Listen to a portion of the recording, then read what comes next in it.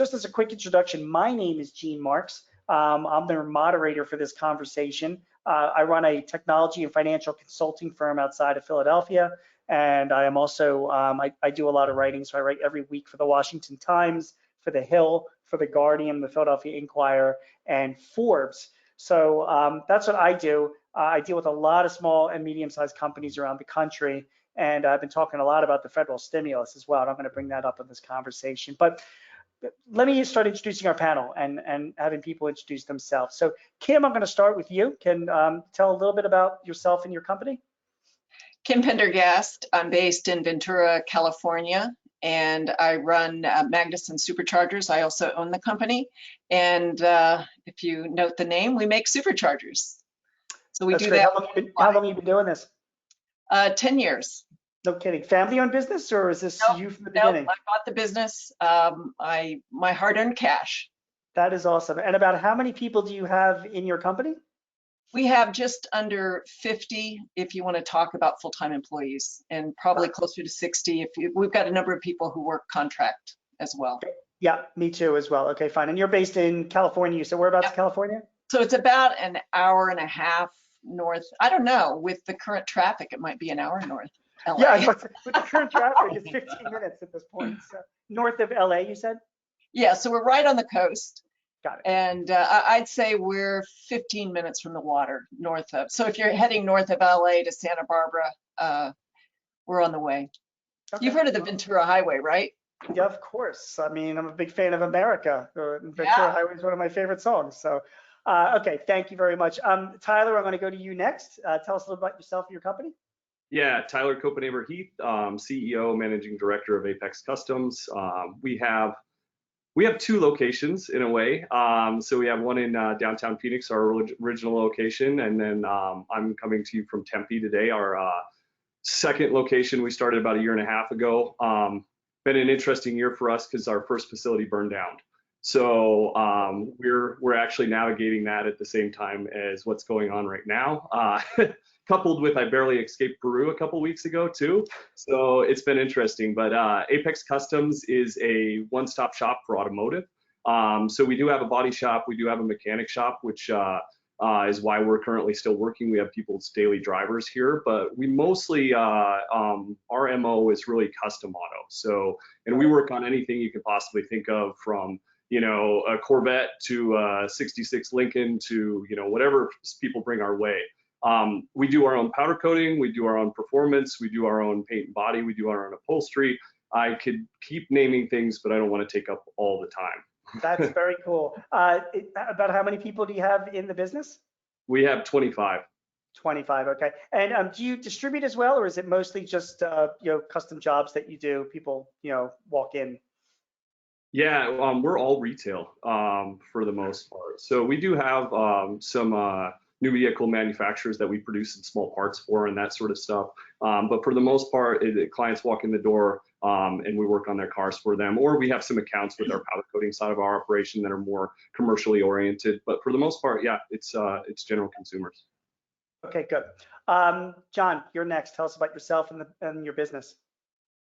My name is John Pulley. I'm the CEO, co-founder, and co-owner of Turn 14 Distribution. We are performance wholesale only automotive distributor. Been in business since 2002. We have 256 employees in 5 different states. DCs in Arlington, Texas, Reno, Nevada, and outside of Philadelphia, Pennsylvania. And I'm based in Montgomery County, Pennsylvania. Right. You're based near me, right? Are you Norristown? I am. Where are you? Yeah, Norristown. Ambler. Ambler, yep. Right. Okay, that's fine. Right. All right, that's great. And you said a little bit around 250 total employees, I guess, around the country. And I guess are you shelter in place? Are you talking from your home? Yes. Office operations are all shelter in place, so about half that staff, and then all the distribution staff are allowed to work because they're all essential or life sustaining for all the states we operate in. Got it. Okay, good. Kim, you look like you're in your office?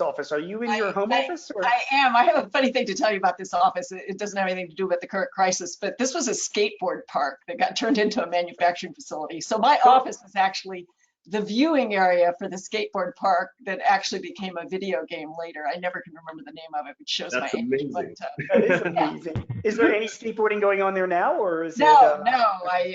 Luckily no, but we still have lines on the floor, and nobody can seem to scrub them out. That's hilarious. That's So hilarious. yeah. No, I'm here. We are considered an essential business.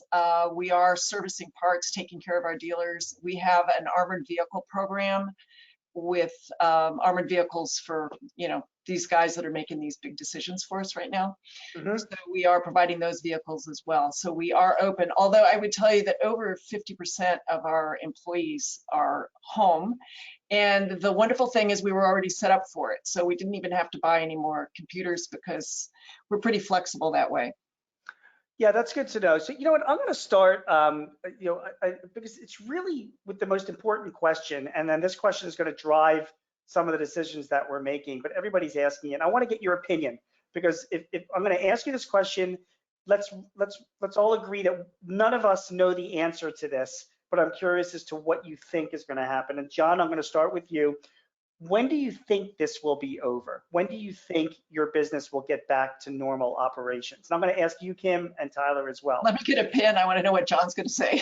Yeah. What do you John, think? I'm glad you're first. I would say July.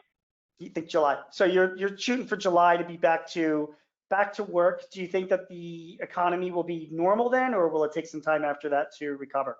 I think that's when we will start recovering. Okay, that sounds great. Kim, what about you? Yeah, well, first, if I don't know, I don't disagree with that answer. June, July. I think the important thing is that it will never be the same. So one question is, when are our revenues going to get back to where they were before? But I think the more important question that I'm thinking about is, what is the world going to look like? And what is our specific world going to look like? And I think it's going to be a slightly different world than we had before.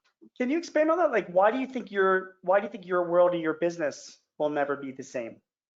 Well, for one, I think there was a trend toward being remote and working remotely. Sure. And so I think this has accelerated the infrastructure for that. But I also think that there is a change that's occurring in the way people view each other. And I think that we will eliminate social distancing, or whatever we want to call it, at some point. But I think there is an element of change that will be sustaining in terms of the way we deal with each other. And this coronavirus is one virus, but there's going to be another one. It's like we're very crammed together, and this is the new world. And you guys may think this is silly, and I don't mean to take up too much time, but we can't take we don't get free bags anymore at the grocery store, right? So you have to bring your own bag.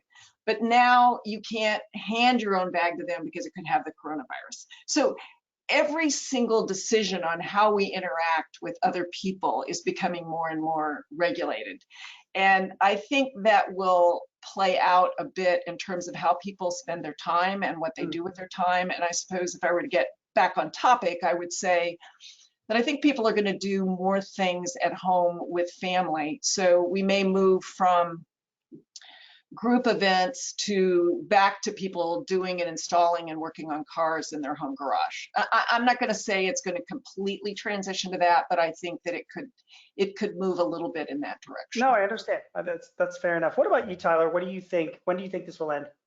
Yeah, I mean, as far as end, and we're talking about the home quarantines, and basically life goes back to somewhat normalcy. Obviously, this is going to hang on for a while after this. I think we're probably, I know Arizona's talking about end of April. I hope that's realistic as far as when people will get to resume their lives somewhat as normal. As far as our industry is concerned, I think we're going to feel the effects of this for quite a while afterwards. I think immediately we're probably going to see that in the next 6 months, people maybe are going to be a little bit concerned with what's going on, and maybe they're going to be hanging on. Because for me at least, you don't need what I offer for the most part. If you've got your car in the body shop right now, then yes, we do collision work, and that's a necessity. but the bulk of the work that we do here is non-essential work. You know, it's going to be you know, rebuilding your classic car or something along those lines. The only reason Apex hasn't completely shuttered its doors at this moment is because, like I said, we have some daily drivers in here that we really need to get out the door before we think about anything along those lines. But it's going to be hard to say, you know, our kind of realm of the custom world, what impact that's going to have, because it's based on dispensable income. So I think we're going to feel the effects for that for quite a while, because it's been really good the last couple of years. John, do you think your business will bounce back to the way it was just a month ago?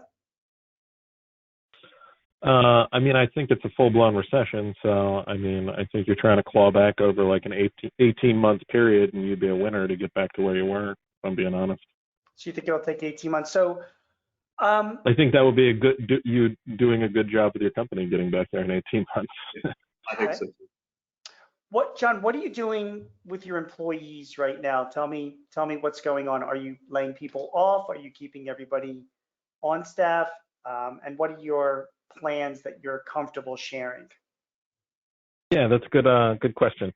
So around the 13th, we had our first conversation with employees about coronavirus. We sent out information on our policy, and we updated it once every 3 days, and we have all our facilities. So we had different markers, and it was colors. It was yellow, orange, red, black, the status, and everybody would know exactly what would happen when you went through all those statuses. I could probably talk to you about a half an hour about what each of them meant, but black would be closed, and it would spell out how you would do remote work and what positions would have what effects. So we had that at the beginning of March, and then we walked through all those levels. Right now we're at red at all facilities outside of Pennsylvania. We're black in Pennsylvania. So we have 3 cleanings per day in our DCs. We have extreme social distancing, which is 12 feet, but that's a DC with 250,000 square feet. You can really get separated from other people, so it's not much of an issue.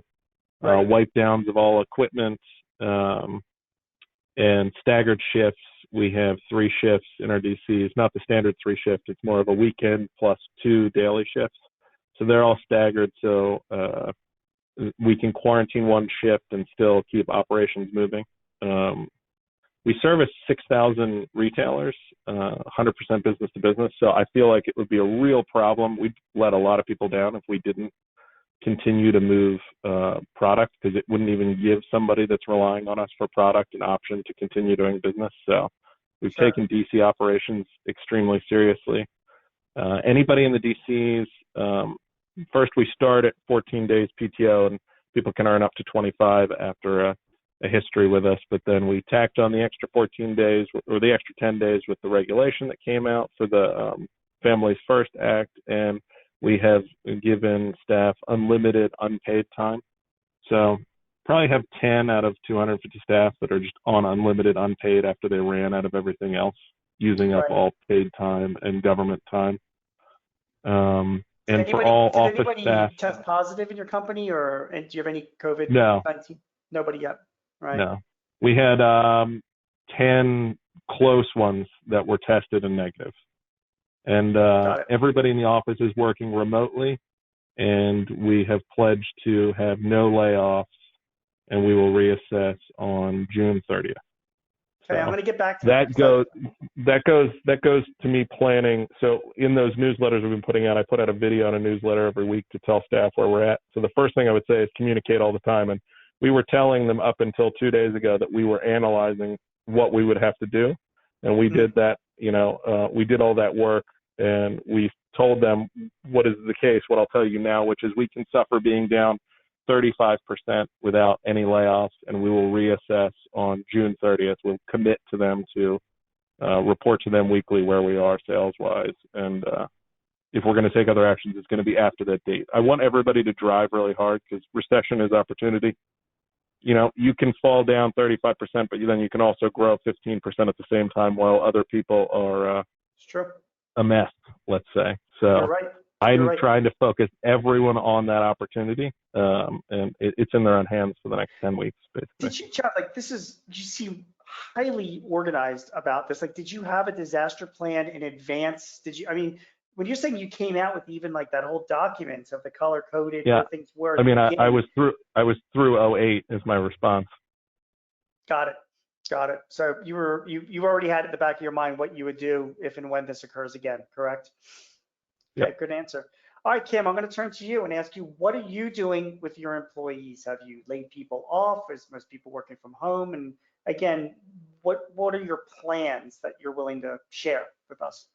So the first thing we did really before any shutdown occurred is we made sure that the employees' laptops and computers were working. We got our IT department in and made a plan for every single person to be able to work from home if they needed to work from home, and made those decisions. And we have done that with everyone from purchasing to engineering. The only people who are here are machine shop and production staff. Right. So, and that's worked seamlessly because we were set up for that before. Even our financial group, sometimes they come in once a day to pick stuff up, but basically they're not here. So from that perspective, we've got 55,000 square feet. We've got a lot of room for people. So the social distancing is a natural part of our environment in any case. And I think much like what John said, we are flat out producing what we have. We have reduced our purchases in anticipation of having less volume. And we've run our scenario at 50% of current volume and what that financial cash flow system looks like. And we have prepared ourselves. We run 13-week cash flows. We've met probably every other day with the leadership team on those cash flows, where we are, what we're doing, what we want to do with people. My thought is, in an industry that is really oriented around technology, that your sales force, your engineering team is your sales force, because if you don't have the right product, it won't sell. And your marketing group is also your sales force, because they're making people call. And the sales force is almost the last place where you're taking care of your customers, you're responding to customers, but the other two things have to be there. So we have laid no one off, and we are flat out in all of our departments and making every effort to retain that. And we're kind of running the scenario at 50% to say we can do that. So purchases is one of the big areas that we've cut back. All right, lots of questions to ask both of you guys, but let me get to Tyler next. Tyler, what about you? Tell us what you're doing with your employees. Yeah, so we have, we're kind of lucky in the fact that we only have a staff of 25. And so if we had hundreds, then I could be in a much different situation. And so I feel for John and Kim with their numbers. For Apex, the other luxury that we have is we're extremely busy, and a lot of our projects are very long projects. And so just like people are stockpiling toilet paper, we've got a stockpile of cars back there to work on. So, you know, the thing is that Apex is trying to decide right now, after it pushes through its essential work, you know, what will happen. So, because we, like I said, we do maintain the body shop and the mechanic shop, and we have a great relationship with the city as well. And so we navigate with them as far as what we should be doing. So, because it's above the business to some extent. It's, you know, what's going on with the world, what's safe for your staff, and, you know, and then the business comes in there too, right? And so it's interesting to make all those decisions, and we're coming off losing, you know, half of our space through losing a building, and actually we were navigating moving and buying another much larger building. So we're lucky that we were in this fact that we were already transitioning into bigger growth. So we get to keep our staff, you know, at this moment and see what's going to go on. And not have to force any layoffs. We're hoping that the government too, I'm looking at programs like everybody else is through the SBA, because a lot of this has to do, I don't think, and like I said, luxury of a small company, you know, we get to get our people involved. And so, you know, we got them involved via a questionnaire, and it basically said, hey, should we stay open, you know, and realize we have to stay open to a certain extent because we have customers' cars that are counting on getting them back. But should we stay open past that? You know, what are the moral, ethical, and, you know, business obligations that we have, as this type of business. The other thing is, do you feel safe here? Like, is this something that people are afraid of right now? If we do maintain being open, and Apex is day to day at this moment. It depends on how dangerous it gets for everybody. But like I said, we have some essential cars to put out.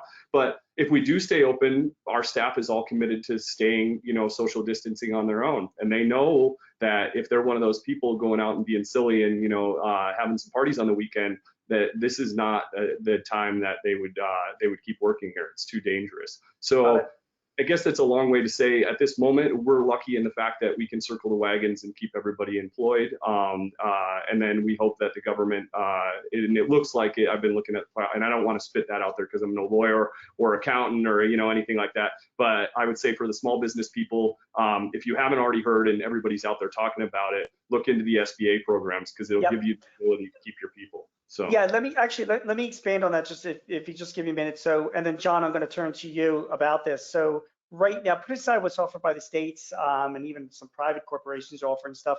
The government has two big areas of relief that's available for businesses with less than 500 employees.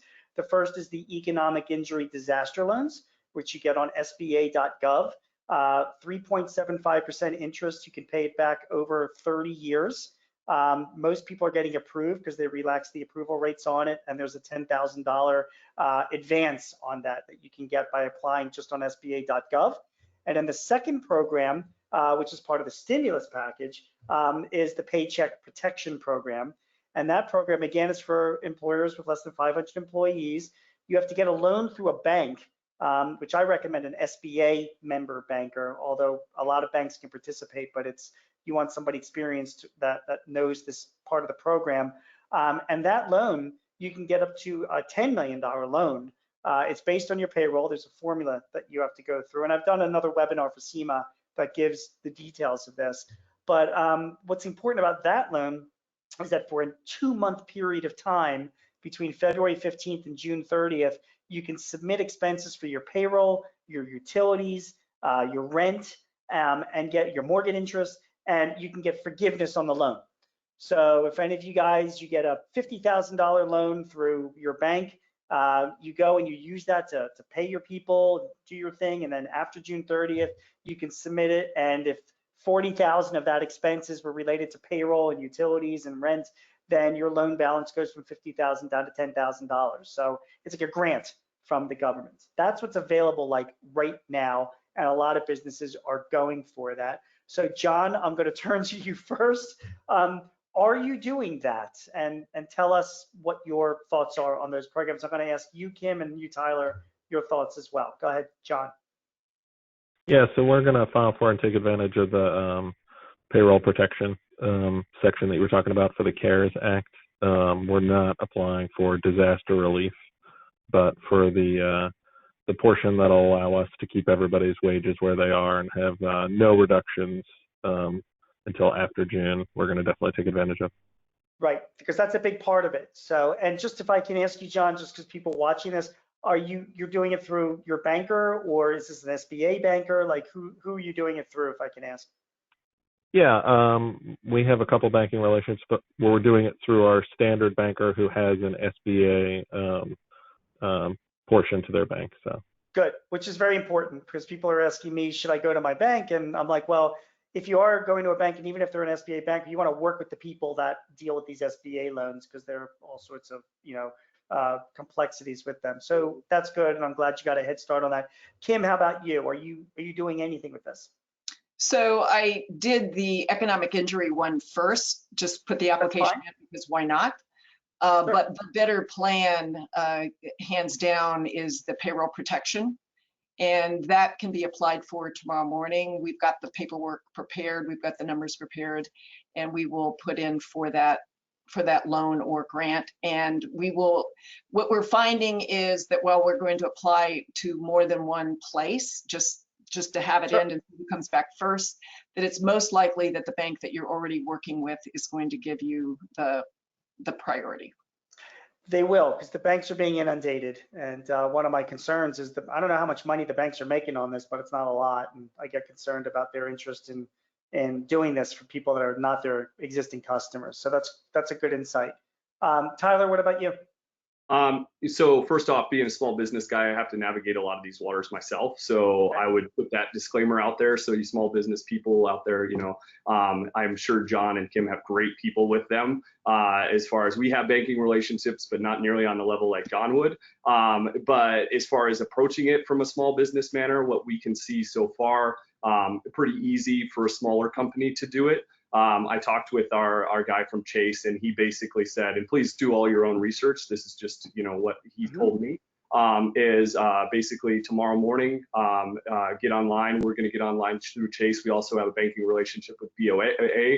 My understanding is we can go through them as well. And you literally get online and you fill out a form and you submit it. It's that simple. If you have a business, you know, and this is causing you some trouble, it's a pretty easy process from what I know. And I did ask our Chase relationship, like, hey, is this something where, you know, like we need you guys involved, or, you know, like how much effort do you guys put in there? So they told me a very simple form, throw it out. You know, I don't want to throw Chase under the bus by any means, but they seem to say, like, we'll help you with it, but we don't really need to help you with it, kind of thing. So fair enough. Yeah. By the time this video is available, the programs will be up and running and completely available. The larger banks will have some type of online process. The smaller banks, you're just going to have to do it by phone and leverage your relationships that way. But that's great insight from all of you guys. John, I'm going to turn back to you. So I'm going to get back to your employees. We all talked, and you mentioned how you have a lot of your employees now working from home. So how's that working out? What technology are you using, and how's everybody doing? And again, I'm going to ask Kim and Tyler. I'm curious to see how you guys are making out with this chip, but go ahead, John. Yeah, everybody's pretty good. I think if I had to put a number to it, they're probably 85% as effective as they are when they're in the office. Interesting. We use Google Backbone. Yeah, so everybody can use Google Hangouts or Google Meets to have their typical meetings and phone calls, and via phone system, which allows everything to be, you know, remote as well. So I think people are more frustrated with not getting to have, you know, 3 computer screens and using a laptop instead of all that. So I think that's the biggest thing. But we have a good IT help desk that is steering everybody through it. I think everybody's comfortable. It took about 10 days for them to get comfortable. Yeah, I hear you. Did you have like work from home or remote working stuff before that? I mean, any remote employees prior to this? Yeah, a handful. And I would say, but half of the staff would just do it occasionally, travel or things like that. So they had been used to it. But part of our steps when we were going through those colors at the beginning of March was like a department should have at least 25% of their staff checked out with remote and be able to do it. And then when you get to the next level, it should be 50% of your staff and then 75% of your staff. So we walked before we ran. Got it. You know, Kim, you had mentioned earlier about, you know, this whole thing changing, you know, the way business is done and the way work is done. And here's John saying, like, I can bet, John, that there's going to be a lot more work from home employees in the future, because you're seeing that, like, you know, this does work. You know, it's obviously it's an attractive benefit to a lot of people. So it can open your eyes. And Kim, what about you? I mean, your people are working from home. How's that working? So I don't know if it makes a difference, but I worked with AT&T for 7 years, and I worked on when AT&T was actually still AT&T, and we were talking about anytime, any place, anywhere, and I worked on their future digital strategy. So I was pretty familiar with the idea of working remotely, and a good chunk of our leadership team is based in Detroit. So we have Microsoft Teams, Office 365, but the real change for us was using Citrix, because it's really the absolute best software out there today for working remotely.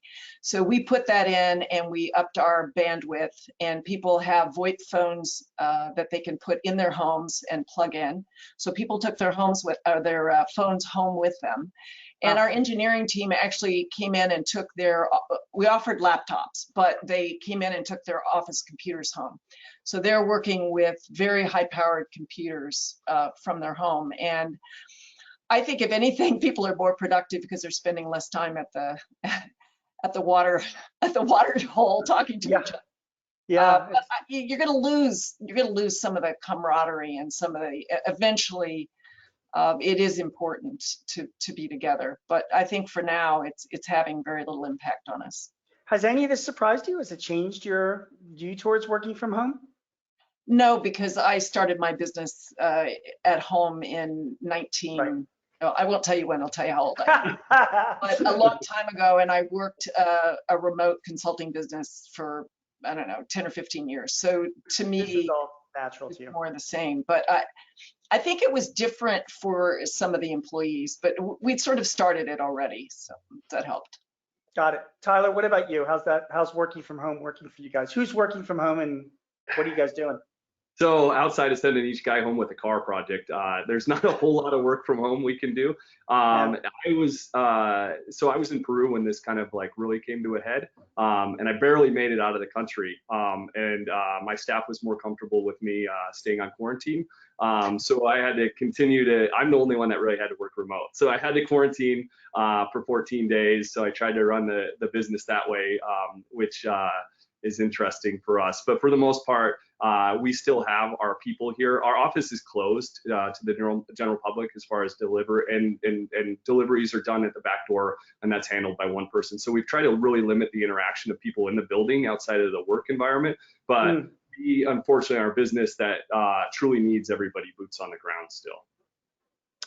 All right, that's really helpful. Well, guys, one final question. I'll go around to each of you guys. I'm looking at my time, and I want to make sure we keep this, on point or whatever. But it's more of a philosophical question, and John, I'll start with you. We're a couple weeks into this now, and I know Tyler, you guys just went shelter in place very recently. But here in Philly, this is our third week into this, and we know as we're speaking here in early April, we have a lot to go ahead of us. But I don't know, John. I mean, it's been 3 weeks. What have you learned from this experience, both personally and professionally? And maybe you'll have a different insight 3 weeks from now. But 3 weeks into this, what have you learned that you can share with the rest of us? And Kim and Tyler, I'm going to ask you guys the same thing. So if you can think about that, what do you think, John? I would say it probably reinforces kind of our core values. And I think the biggest thing I learned beyond that is staying positive. I think after you get all the planning done, which I focused on doing in the beginning, but now where I'm at, my goal is going to be to keep everybody positive and optimistic.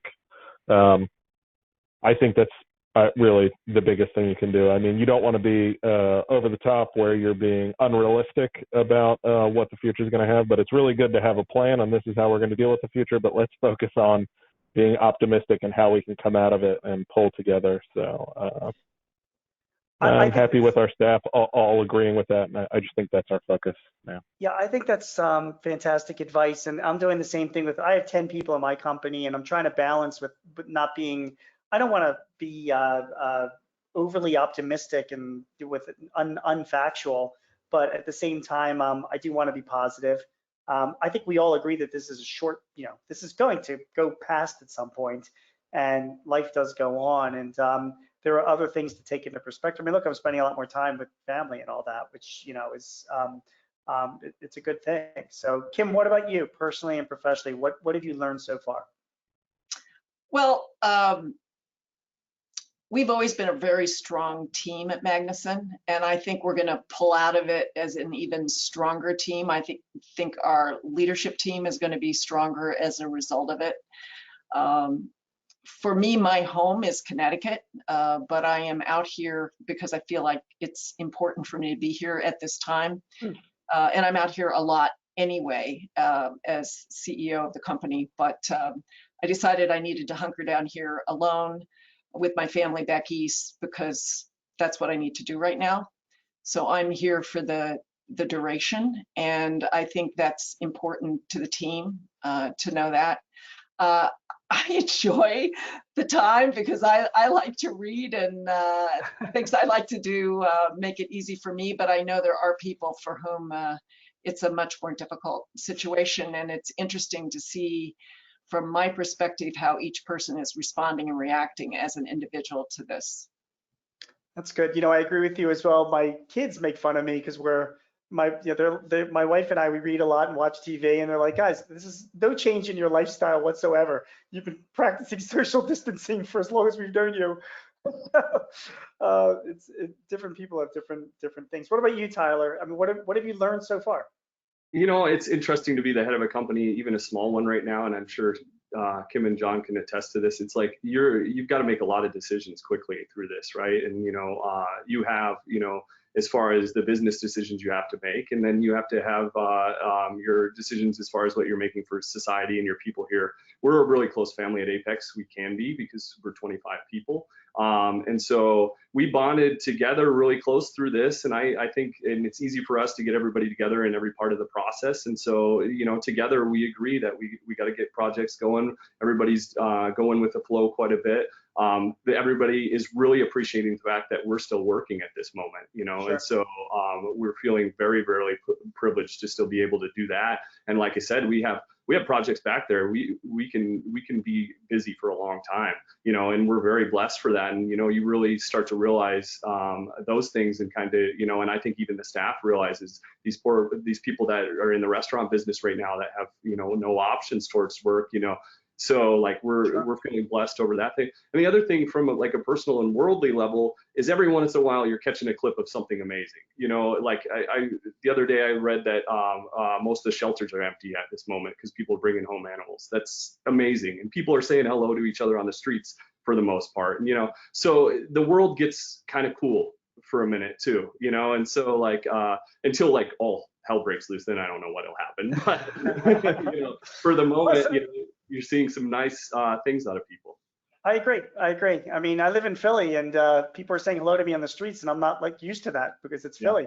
And also, it's a good opportunity to catch up on Tiger King, right? So, if you haven't seen it. Hey guys, you were great. I really appreciate you taking the time and being so honest and sharing this information. I'm going to propose to Zane and the guys at SEMA. I mean, we should get back together again for maybe half an hour in a month or so. I'm curious to see how we're doing. Because there's an audience of people out there that want to talk to people and hear from people that are in the same business and just get an idea of what they're doing and how they're progressing. So we'll see what happens. But I want to thank you very much for everything.